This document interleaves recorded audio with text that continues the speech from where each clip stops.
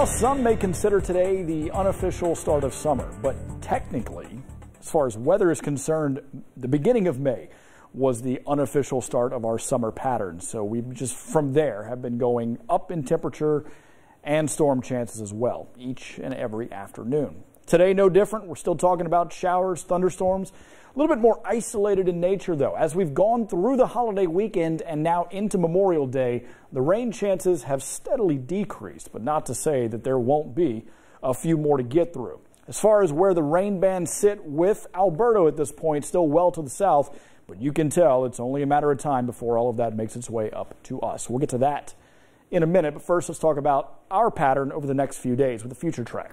Clouds increasing. Yes, these are the outer cloud bands of subtropical storm Alberto. No rain yet associated with the storm, although the moisture that's in the air plus the heating from the day, the lower pressure, all of those will combine to cause a few showers and storms to start to form, especially as we get into the afternoon with all the maximum heating of the day.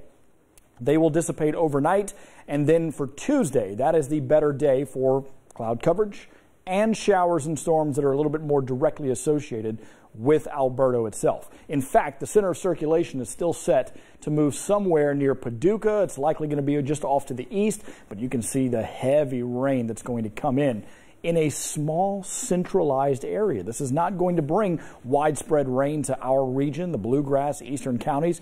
We will have showers and storms, yes, but nothing quite like what they're going to get in western Kentucky. Either way, though, it is going to be active weather going forward. So for today, your best chance to be outdoors over the next 3 because cloud coverage, rain shower, thunderstorm activity will continue.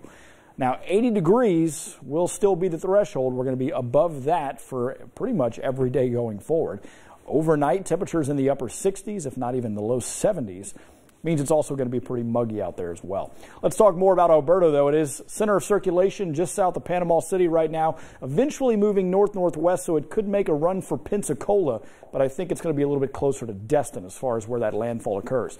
This is where the bulk of the rainfall sits, well away from that center of low, and the wind speed is very tightly compact right around the spin. So it's an interesting system. It is still subtropical. It's not likely going to make a full-fledged tropical storm because of the conditions and the fact that it is running out of real estate. Once it hits land, it is going to rapidly diminish in both size and intensity. By the time it gets to North Alabama and to Tennessee, it's now a post-tropical low, and it will still bring some rain, but the wind speed should be pretty far and few between as far as getting into our region. It will dissipate over the lakes, though. It's going to bring rain pretty much all the way up.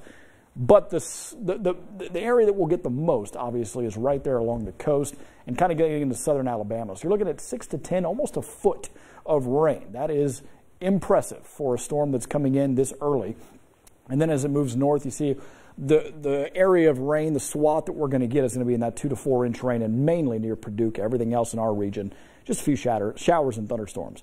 Going forward, the off-season post-tropical cyclone, it's been 89 of them. This one makes 89. That's only 3%. Pretty rare occurrence to have a storm this early in the season. What we're talking about the next 8 days, a lot of shower and thunderstorm activity, but temperatures remain summer-like.